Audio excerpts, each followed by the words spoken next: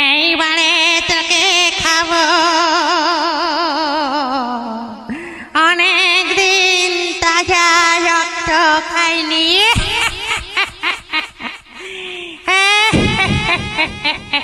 এদিকে আয় আয় বলছি।